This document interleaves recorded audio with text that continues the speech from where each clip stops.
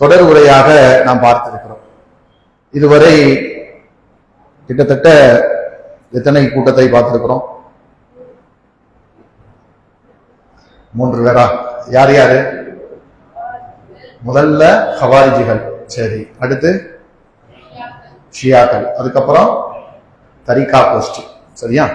சரி, இன்னைக்கு நம்ம பார்க்க போகக்கூடிய இந்த வழிகட்ட கூட்டம் கிட்டத்தட்ட நம்ம முந்தைய நூற்றாண்டுல தோன்றிய ஒரு மிகப்பெரிய வழிகட்ட கூட்டத்தினர், காதியானிகள் அப்படின்னு சொல்லுவாங்க.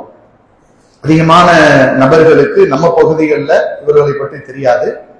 ஆனா உலகளாவிய அளவுல ஒரு மிகப்பெரிய ஒரு பணக்கார ஜமாத்தாக இருக்கும் என்று சொன்னா, இருக்கிற இஸ்லாமிய அமைப்புகளிலேயே ஜமாத்துகளிலேயே பல பிரிவுகளாக பிரிந்ததுல, அதிலும் குறிப்பாக வழிகட்டு போன கூட்டத்தில் பெரிய ஒரு செல்வந்தர்களை கொண்ட ஒரு கூட்டமாக இருப்பார்கள். அதுதான் இவங்களுடைய தாக்கம் அரபு நாடுகள்ல இல்லை என்று சொன்னாலும், அமெரிக்காவில், அதே போல பிரிட்டன்ல, இது மாதிரி நாடுகள்ல இந்த கொள்கை ஏற்ற மக்கள் இருக்கிறாங்க. இவங்க தங்களை என்ன பேர் சொல்லிக்கிறாங்க அப்படின்னு கேட்டா, அகமதியாக்கள் அப்படின்னு இருக்கிறாங்க. அகமதியாக்களுக்கு என்றே தனி பள்ளிவாசல் இருக்கின்றன. எப்படி ஷியாக்களுக்கு என்று தனியாக பள்ளிவாசல்கள் இருக்கிறதோ, அதே போல் இந்த காதியானிகளுக்கு, அகமதியாக்களுக்கு என்று தனியாக பள்ளிவாசல் இருக்கு. இந்த காதியானிகள் அப்படின்ற பெயரு இவங்களுக்கு ஏன் வந்துச்சு அப்படின்னு கேட்டோம்னா, 1861 பஞ்சாப் மாநிலம், அதாவது இந்தியா பாகிஸ்தான் ரெண்டுக்கும் நடுவில் இருக்கக்கூடிய அந்த பஞ்சாப் என்ன சொல்லுவாங்க, இன்றைக்கு பாகிஸ்தானும் சொந்தம் கொண்டாடுவாங்க, இந்தியாவும் சொந்தம் கொண்டாடுவாங்க. இன்றைக்கு காஷ்மீர் மாதிரி. இன்னைக்கு கூட நீங்க பாத்தீங்கன்னா பாகிஸ்தானை சார்ந்த பஞ்சாபும் இருக்கும், இந்தியாவை சார்ந்த பஞ்சாபும் இருக்கும். அப்ப அந்த பஞ்சாப் மாகாணத்துல காதியான் அப்படின்னு சொல்லக்கூடிய ஒரு ஊர்ல தான் இந்த மிர்சா குலாம் அகமது அப்படின்னு சொல்லக்கூடிய இந்த பொய்யன் பிறக்கிறான். இவன் தான் என்ன செய்யறான்னா, தன்னை ஒரு நபி என்று வாதிடுகிறான். நானும் நபிதான், முகமது நபி ஸல்லல்லாஹு அலைஹி வஸல்லம் அவர்களுக்கு எப்படி வஹி வந்துச்சோ அது மாதிரி எனக்கும் அல்லாஹ் என்ன செய்யறான், அவ்வப்பொழுது வஹியை இறக்குறான், என்னையும் நீங்க நம்புங்க என்று சொல்லி தான் நபி என்று அந்த மக்கள் மத்தியில பிரச்சாரம் செய்யறான். இவன் இந்த நபி என்று பிரச்சாரம் செய்வதற்கு முன்னாடி இவனுடைய பிளாஷ்பேக்கை கொஞ்சம் பார்த்துக்கணும். பார்த்தா தான் இவன் எப்படியாப்பட்ட ஆளு, இவன் பின்னாடி சொல்லக்கூடிய உலகங்கள்லாம் எங்க இருந்து வந்துச்சு அப்படிங்கிறத நம்ம அறிஞ்சு கொள்ளலாம். இவனை பற்றி நம்ம எதுக்கு தெரியணும், இவன் கூட்டத்தை பற்றி தெரியணும்னா, இன்றைக்கு தவிர்க்க முடியாத ஒரு கூட்டமா இருக்காங்க. இப்படி ஷியாக்கள் ஒரு பெரிய வழிகேடு என்று தெரிந்திருந்தும் கூட, குர்ஆன் சுன்னாவுக்கு எதிரானவர்கள் என்று தெளிவாக தெரிந்திருந்தும் கூட, இன்றைக்கும் அவர்கள் பின்னாடி 2-3 நாடுகள் என்ன செய்யுது, அவர்கள் கையில தான். ஈரான், ஈராக் போன்ற நாடுகள், அதே போல பாகிஸ்தானுடைய பெரும்பகுதி, அதே போல யமன் தேசம், இது மாதிரி இடங்கள்லாம் அவர்களுடைய ஆட்சிகள் நடைபெறக்கூடிய அளவுக்கெல்லாம் அவர்கள் என்ன செய்றாங்க, வியாபித்து போயிருக்கிறாங்க. அதே போல இந்த காதியானிகள் நமக்கு சம்பந்தம் இல்லை என்று ஒதுங்கிவிட முடியாது. காதியானிகள் நேரடியாகத்தான் நம்ம பின்பற்றுவதில்லை, நம்ம மக்கள்கிட்ட இல்லை ஒழிய, எப்படி ஷியாக்களுக்கு திரிச்ச அந்த ஸ்பிரெட்டான அவர்கள் கொள்கையுடைய தாக்கம் பல வடிவத்தில் இருக்கு. தர்கா வழிபாடு, தரிகா வழிபாடு, தாயத்து கட்டுறது, மௌலுது ஓதுறது, இல்ல இன்ன பிற சிறுக்கான காரியங்கள் எல்லாம் எப்படி ஷியாக்களுடைய கொள்கை இங்க தெரிச்சு கிடக்குதோ, அது மாதிரி இந்த காதியானிகளுடைய கொள்கையும் வேற வேற பெயர்கள்ல நம்ம மக்கள் மத்தியில உலாவி கொண்டிருக்கிறது. அப்ப அதை நாம் என்ன செய்யணும், அறிந்து கொள்ள வேண்டும், அதிலிருந்து நம்மை விலக்கிக் கொள்ள வேண்டும் என்பதற்காகத்தான் இந்த காதியானிகளை பற்றி நம்ம பேச வேண்டிய சூழல் இருக்கு.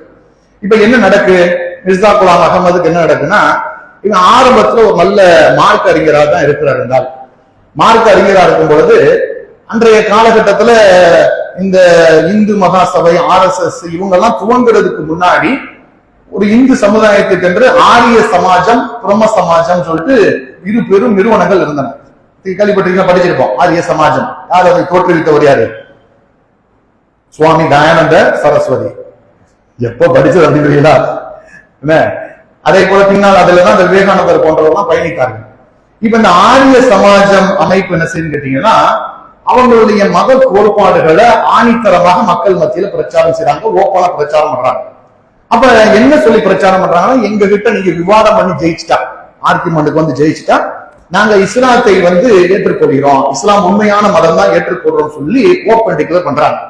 அந்த விவாத அறைகூவலை ஏற்று அன்றைய இருந்த மார்க் அறிஞர்கள் யாரும் முன்னுக்கு போக, யாரும் அதை என்ன செய்யல, நாங்க வாரோம் போகல தைரியமா. அப்ப யாரு போறா அப்படின்னு கேட்டீங்கன்னா, மிர்சா குலாம் அகமது போறாரு. அந்த விவாதத்தை நான் ஃபேஸ் பண்றேன், நான் உங்களோட மோதி ஜெயிக்கிறேன் அப்படின்னு வாராரு. நல்லவராக இருந்திருக்கிறார். எல்லா வழிகட்ட கொள்கையுடைய அந்த அவர்களுடைய ஆரம்பம் பாத்தீங்கன்னா அவர்கள் அத்தனை பேரும் நல்ல பாதையில் வந்த மக்கள் தான். எடுத்த உடனே வழிகேட்டில் வந்த மக்கள் கிடையாது. நல்ல பாதையில் இருந்துதான் ஒரு கட்டத்தில் என்ன செய்றாங்க, சிலிப்பாகி பாதை மாறி போறாங்க. அப்ப அவர் என்ன செய்யறாரா, நான் ரெடி, நான் வாரேன்றார். சரின்னு சொல்லி விவாதத்துக்கு வச்சாச்சு. விவாதம் வச்சா அதுல என்ன செய்யறாருன்னா, ஒரு கட்டத்துல மிர்சா குலாம் அகமது வந்து தோத்து போயிறாரு. அப்ப மிர்சா குலாம் அகமது தோத்துட்டாருன்னா என்ன ஆச்சு, அங்க இஸ்லாம் தோத்த மாதிரி ஆச்சு. அவங்க அந்த நேரத்துக்கு விவாதத்துல யாரு ஜெயிக்கிறாங்களோ அவங்க சொல்றதான் உண்மை ஆயிடுச்சு. அப்ப இவருக்கு அது ரொம்ப ஒரு தோல்வி ஆனது வந்து விரக்தி மனநிலை அதிகமாகி ரொம்ப வெக்ஸாயிராரு. அப்ப ஏன் நான் தோத்தேன் அப்படின்னு சொல்லி காரணம் அவருக்குள்ளே தேடும் பொழுது, இந்த ஆரிய சமாஜத்துல இருந்தவங்க எல்லாம் அதிகமாக அவங்க கல்யாணம் பண்ண மாட்டாங்க, துறவி கொண்டிருப்பாங்க. விவேகானந்தர் மாதிரி என்ன செய்வாங்கன்னா, அவங்க துறவி வாழ்க்கைய திருமணமே முடிக்காம கடவுளுக்கு தன்னை அர்ப்பணிச்சு போயிடுவாங்க. அப்ப இவர் பார்க்கிறார், அப்ப அவங்க வந்து அந்த கொள்கை ஜெயிச்சதுக்கு காரணம் அவங்களுடைய ஆன்மீக பலம் தான். அப்ப நான் தோத்து போனதுக்கு காரணம் நான் வந்து இந்த உலக வாழ்க்கையில இருக்கிறதுனால என்னால் தோத்து போயிட்டேன், நானும் அது மாதிரி பலத்தை பெற்றுட்டு வரேன் அப்படின்னு சொல்லி காட்டுக்குள்ள போயிடுறாரு. பஞ்சாப் காட்டுக்குள்ள போய் என்ன செய்யறாரு, 6-7 ஆண்டுகள் செய்யறாரு. கண்டமான தம இருக்கிறார், தூங்க மாட்டேங்கிறார், சாப்பிட மாட்டேங்கிறார், தன்னை தானே வருத்தி கொண்டு அந்த ஆன்மீக பலத்தை பெறுவதற்காக முயற்சி எடுக்கிறார்.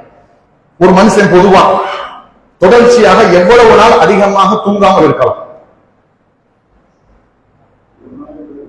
ஒரு நாள் தூங்கலனால என்ன ஆயிரும், நம்ம ஆல்ரெடி நம்ம பைத்தியம் தான், அது வெளியில சொல்ல வேண்டாம். தூங்கலாம் இன்னும் பெரிய பைத்தியம் ஆயிரும், பைத்தியம் பிடிச்ச மாதிரி இருக்கும். அது இந்த மத்தியான சிலவர் தூங்கி பழகி இருப்பான். அவனை ஒரு நாள் மத்தியானம் தூங்க விட மாக்கி பாருங்க, கிறுக்கு பிடிச்ச மாதிரி இருப்பான், யாரை பார்த்தாலும் அடிக்கலாம் போலதான் இருக்கும், அப்படி இருக்கும். என்ன காரணம், அவனுடைய மைண்ட் செட் தூங்கலன்னு சொன்னா அவனை அந்த நிலை கொண்டு.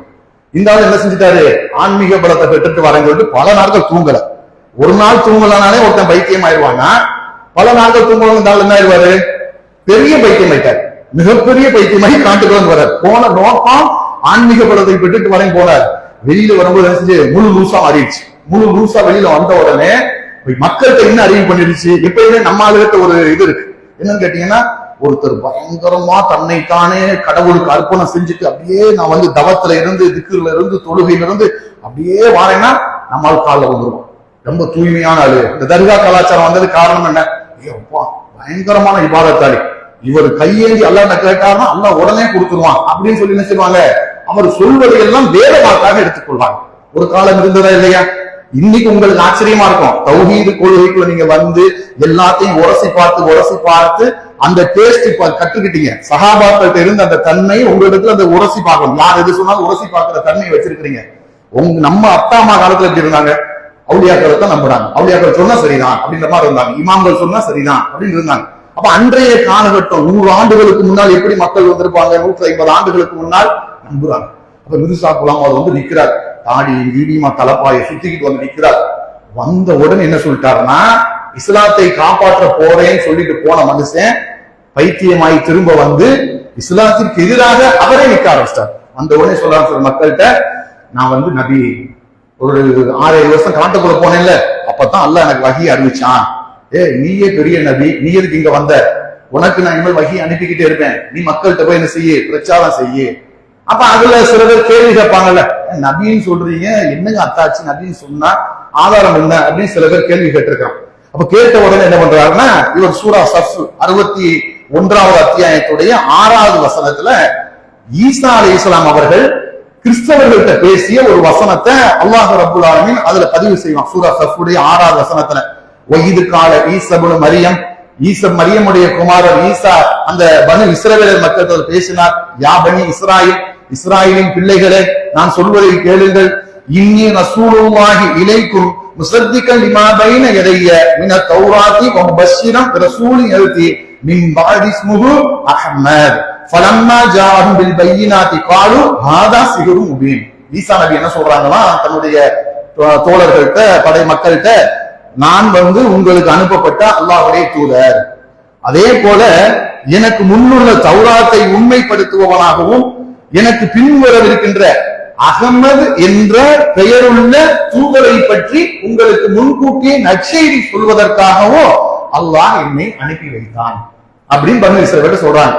ஈசா நபி அகமதுன்னு யாரை சொன்னாங்க, முகமது ரசூலுல்லாஹ் தான் அகமதுன்றாங்க. ஏன்னா ரசூல் ஸல்லல்லாஹு அலைஹி வஸல்லம் பல பேர்கள், 5 பேர்கள் சொல்றாங்க.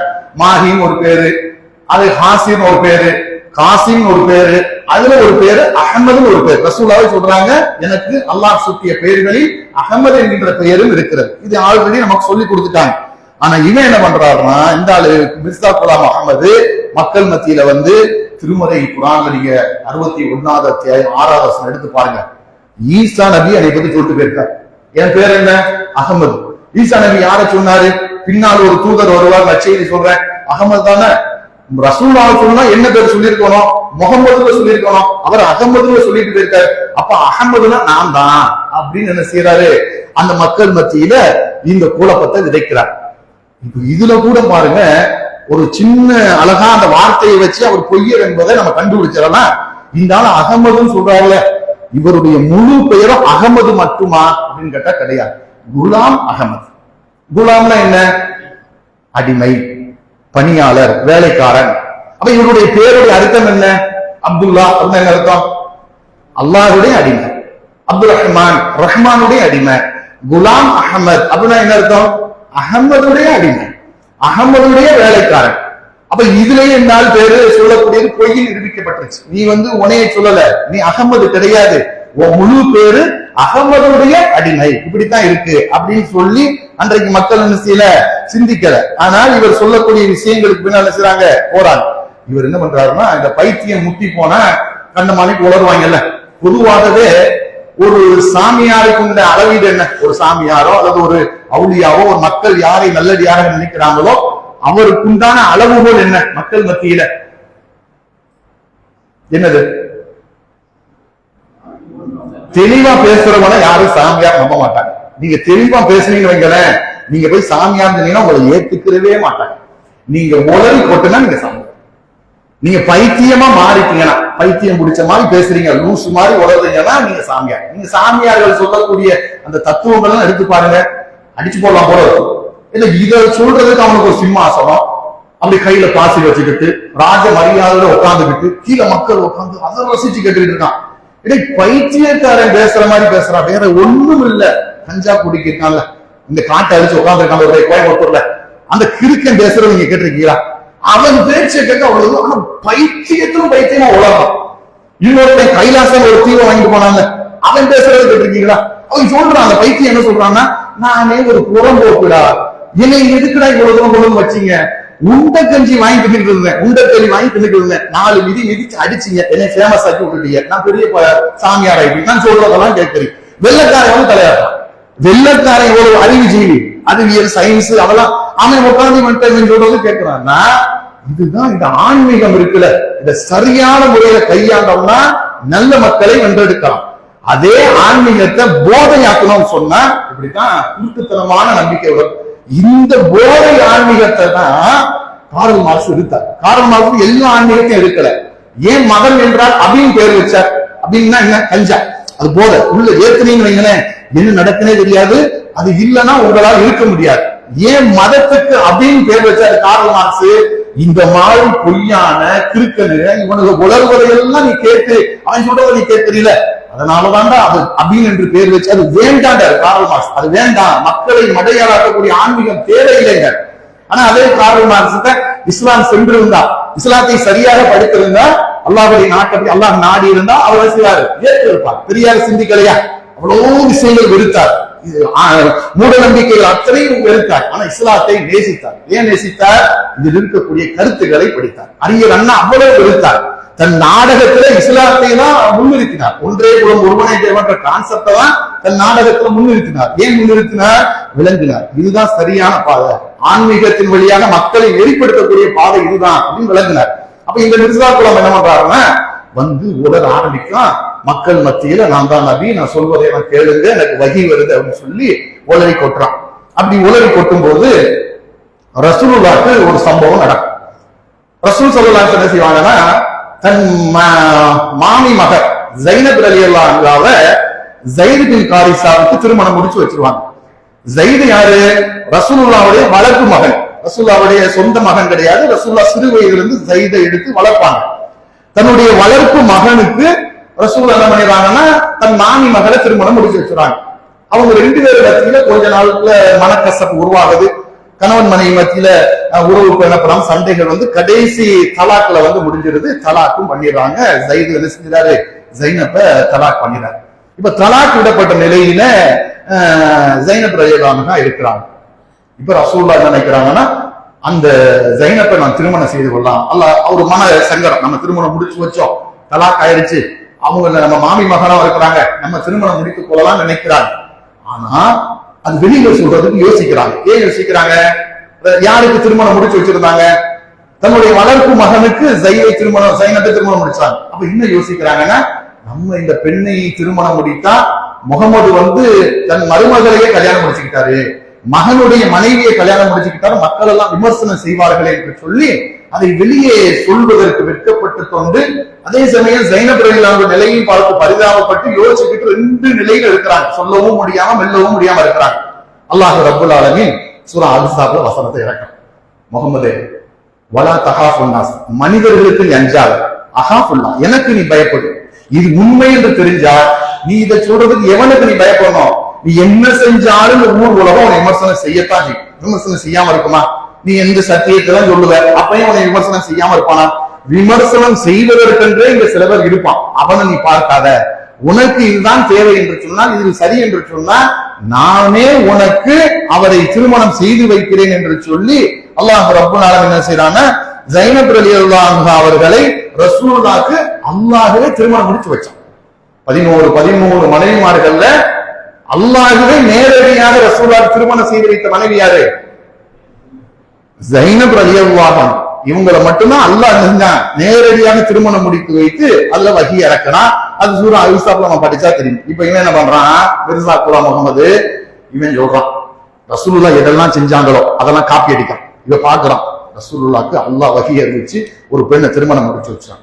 இதே மாதிரி நான் மக்கள்கிட்ட சொல்லணும், நான் நபி தானே அப்படின்னு சொல்லி அல்லாஹ் எனக்கு நேற்று வஹி அனுப்பினான், முகம்மதி பேகம் அப்படின்ற பெண்மணிய எனக்கு திருமணம் முடிச்சு வச்சுட்டான், முடிச்சு வைப்பதாக வாக்குறுதி கொடுத்திருக்கிறான். ரசூலுல்லாஹ்க்கு எப்படி வார்த்தையை போட்டானா, வஸவ்வஜ்னாஹ, அந்த வார்த்தை என்ன இருக்குன்னா, நானே அவருக்கு முடித்து வைப்பேன், மனம் முடித்து வைப்பேன். அதே வார்த்தையை அச்சு பிசகாம எனக்கும் சொன்னானா. கடைசி முகமதி பேகம் யாருன்னு பார்த்தா சுல்தான் முகமது பொண்டாட்டி. கொஞ்சமாவது உனக்கு ஒரு நபி போய் கல்யாணம் பண்ண ஒரு பெண்ணை கல்யாணம் பண்றதா இருந்தா ஒரு குமரி பெண்ணை கல்யாணம் பண்ணு, இல்ல ஒரு விதவை பெண்ணை கல்யாணம் பண்ணு, இல்ல மாறாமல் இருக்கக்கூடிய மாறாவெட்டியாக இருக்கக்கூடிய தலாக் விடப்பட்ட பெண்ணை கல்யாணம் பண்ணு. இன்னொருத்த கூட அந்த அழகா வாழ்ந்துகிட்டு இருக்கு. சுல்தான் முகமது அழகா வச்சு காப்பாத்திக்கிட்டு இருக்காரு. இவன் கை காட்டுறான், முகமது பேகத்தை எனக்கு அல்லாஹ் வகையற வச்சான். அல்லாஹ் எப்படியாவது செய்வானா? யாருக்கு? சாதாரண மனிதர்களுக்கு இந்த காரியத்தை செய்வானா? ஒரு இறை தூதருக்கு அல்லாஹ் வந்து இன்னொருத்தன் முன்னாடி பேசி வச்சு போ உனக்கு அவனை சேர்த்து வைக்கணும் போ அப்படின்னு சொன்னா இது எவ்வளவு கேவலமான பொய் சொல்றான். சொல்லிட்டு என்ன சொல்றான்னா, 6 விதமான முன்னறிவிப்பு எனக்கு அல்லாஹ் சொல்லிட்டான், இந்த 6ம் நடக்கும், அது நடந்தா நான் நபி என்பது உண்மை என்று சொல்லி வாதிட்டுக்கிறான். அப்ப சொல்லிட்டு சொல்றான், ஃபர்ஸ்ட் அல்லாஹ் எனக்கு கொடுத்த வாக்குறுதி, அவளை திருமணம் செய்யும் வரை நான் உயிருடன் இருப்பேன். யார் இருப்பாவா? மிர்சா குலாம் சொல்றான், நான் இருப்பேன். அதுதான் அத்தாட்சி. நான் நபின்றதுக்கு அத்தாட்சி என்ன? அந்த பொம்பளை கல்யாணம் பண்ணாதான் என் இறுதி ஆத்ம சாந்தி அடை, அது வரைக்கும் நான் மூச்சை விட மாட்டேன் அப்படின்னு இருக்கான். 2வது என்ன சொல்லியிருக்கான், அவளை திருமணம் செய்யும் வரை அந்த பெண்ணின் தந்தை உயிரோடு இருப்பார், முகமதி பேகத்துடைய தந்தையும் அவர் தான் வழி, அவர் தான் திருமணம் முடித்து வைப்பார், உயிரோடு இருப்பார். 3வது வகி என்ன அல்லாஹ் கொடுத்த, எனக்கு திருமணம் செய்து தந்த பிறகு அவளுடைய தந்தை 3 வருடத்துக்குள் மௌத்தா போயிடுவார். இது ஒரு அறிகுறியாம். இதெல்லாம் நடக்குமா அவன் சொல்றான். 4வது சொல்றான், முகமதி பேகத்தின் கணவர் இருக்காரு இந்த சுல்தான் முகமது, அந்த ஆள் தான் எனக்கு ரொம்ப இது பண்ணிட்டே இருக்கான், டென்ஷன் எடுத்துக்கிட்டே இருக்கான், அந்த ஆள் மண்டையை போட மாட்டேங்க, அதையும் வகியா வாங்கிட்டேன். 2.5 வருஷம் தான், 2.5 வருஷத்துல அந்த ஆள் போய் சேர்ந்துருவான். அவன் போயிட்டான்னா அதுக்கப்புறம் நான் கல்யாணம் பண்ணிக்கிறேன் அந்த பொம்பளை அப்படின்னு சொல்லி நினைச்சான். 4வது இது. 5வது என்ன, எப்ப அந்த ஆள் மௌத்தா போறாரோ முகமது பேகம் புருஷன், அதுக்கப்புறம் நான் என்ன செய்வேன், முகமது பேகத்தை கல்யாணம் பண்ணிக்கிடுவேன்.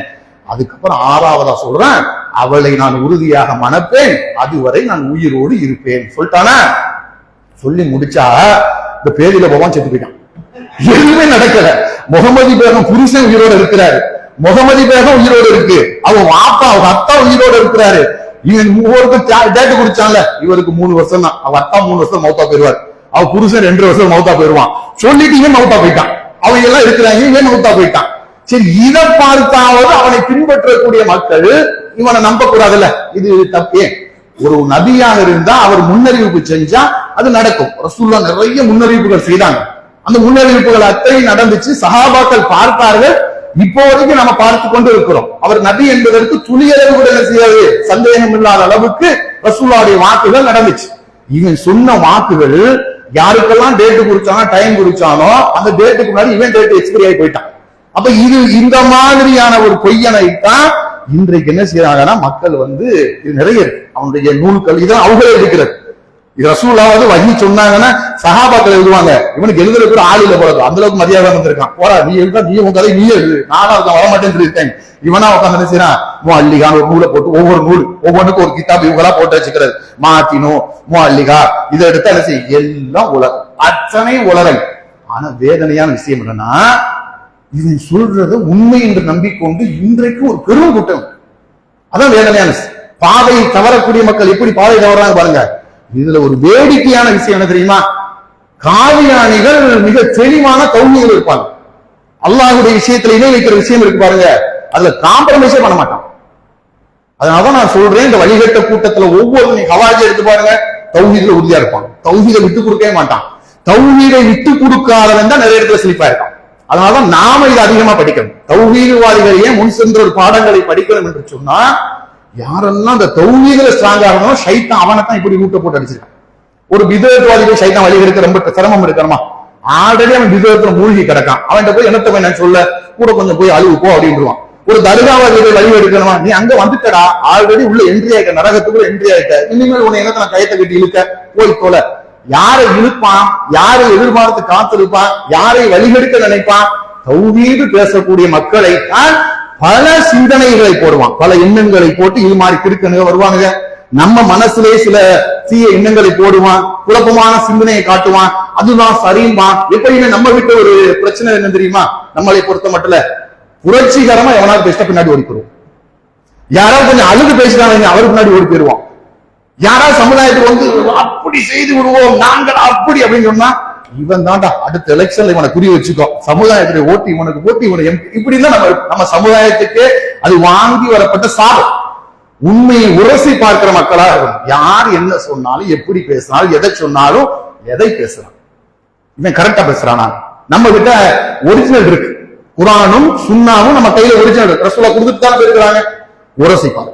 குரானுக்கும் சுன்னாவுக்கும் இவன் மாற்றமாக ரூட்டை போடுறாங்க. அவன் எவ்வளவு மயக்குகிற மாதிரி பேசினாலும் சரி, உன் வேலையை பார்த்து நீ போடா சார், எங்களுக்கு இருக்கு, கைடு இருக்கு, இதை விட்டு நாங்க வரமாட்டோம் என்று சொல்லி அதில் உறுதியாக இருக்க வேண்டும்.